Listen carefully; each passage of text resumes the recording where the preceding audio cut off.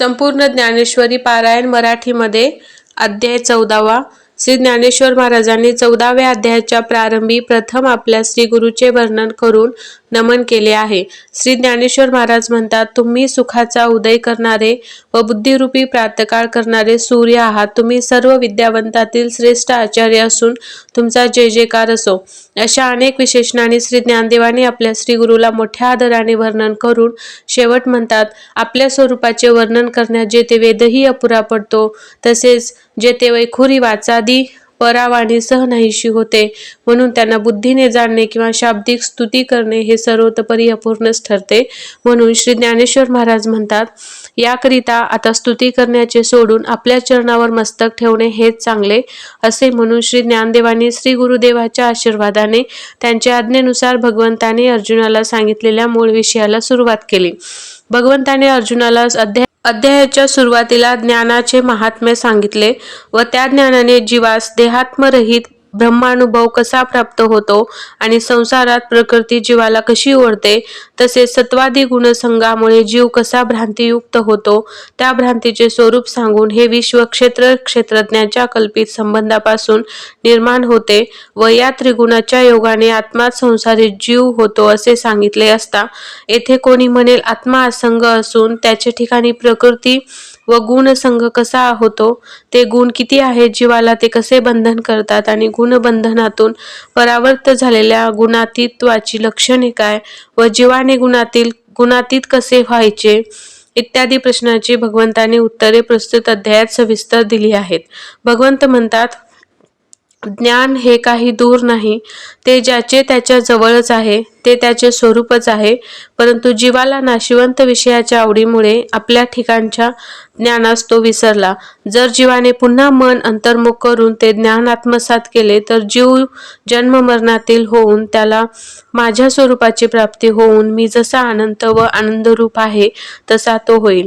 परंतु जीव आपल्या स्वरूपाला विसरतो, त्या स्थितीला शास्त्रात अज्ञान म्हटले आहे व ते अज्ञान चित्त प्रकाशावर आवरण घालते आणि ज्यावेळी जीव स्वतःला ओळखू शकत नाही त्यावेळी तो अज्ञानवश होऊन देहच मी, त्याचे सर्व धर्म ते माझेच आहे असे विपरीतपणे मानू लागतो.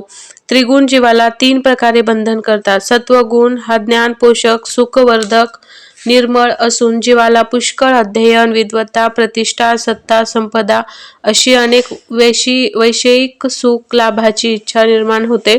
हे सात्विक गुणाचे बंधन आहे. रजोगुण हे रजोगुणी बुद्धीमुळे स्वैरपणे विषय सेवनाची प्रवृत्ती ठेवतो.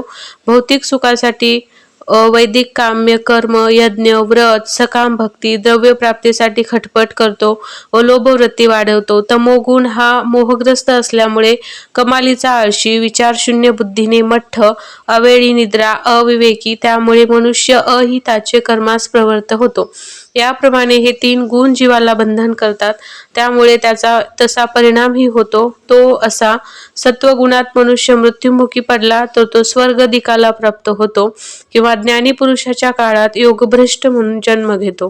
रजोगुणात मृत्यू पावला तर तो पुन्हा मृत्यू लोकात मनुष्य होऊन जन्माला येतो. तमोगुणात मृत्यू झाला तर मात्र पशु, पक्षी, कृमी, कीटकादी तिर्यक पापयोनीत जन्म घेतो. अशा प्रकारे जीवाला 3 गुण बंधन करतात.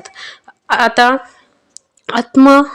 आत्मनात्मक विवेकाने आत्मा 3 गुणाच्या बंधनातून वेगळा आहे अशा बोधाने व साक्षात्काराने ज्या महात्म्यांना असे ज्ञान प्राप्त झालेले असते त्यांनाच गुणातीत असे म्हणतात. अशा गुणातीत महापुरुषाकडून गुणानुरूप व्यवहार कर्मे हे होतच असतात, परंतु त्या कर्माचे ते यत्किंचितही तादात्म्य आपल्या ठिकाणी घेत नाहीत.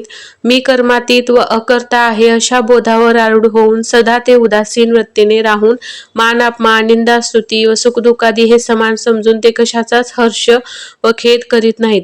तसेच व्यवहारातील सोने रूपे मृत्तिके समान मानून त्यांच्या ठिकाणची लोभवृत्ती नाहीशी झालेली असते. त्यांच्या दृष्टीला जे जे काही दिसेल ते सर्व हरीचेच रूप आहे अशी त्यांची अवस्था झालेली असते. अशा ज्ञानी भक्तांनी माझी अव्यभिचारी अनन्य भक्ती करून ते ज्ञानी भक्त त्रिगुणातीत होऊन ब्रह्मस्वरूप मोक्षाला प्राप्त होतात. म्हणून भगवंत म्हणतात, अर्जुना, माझी ज्ञान लक्षणात्मक अव्यभिचारी अनन्य भक्ती हीच गुणातीत तत्वाचे व ब्रह्मप्राप्तीचे साधन आहे. वास्तविक साधनाने ब्रह्मप्राप्ती होते ही समजूत नाहीशी व्हावी लागते, कारण ब्रह्मप्राप्ती वेगळी असून ती साधनाद्वारा प्राप्त करता येते असे नाही. तेही माझेच स्वरूप आहे. वस्तुतः नित्य, निर्गुण, भेदरहित, अद्वय, सर्वव्यापक असे जे ब्रह्म ते मीच आहे, वेगळे नाही. श्री ज्ञानदेवाच्या भाषेत ते म्हणतात अगा ब्रह्मा या नावा. अशा प्रकारे भगवंतांनी अर्जुनाला तो गुणातीत हो असे सांगून गुणतादात्म्यरहित ब्रह्मस्थिती किंवा गुणातीत हेच खरे मनुष्य जीवनाचे अंतिम मुख्य ध्येय असून ते प्राप्त करून घ्यावे असे सांगून श्रीहरीने हा 14वा अध्याय संपविला असे श्री ज्ञानदेव महाराज म्हणतात.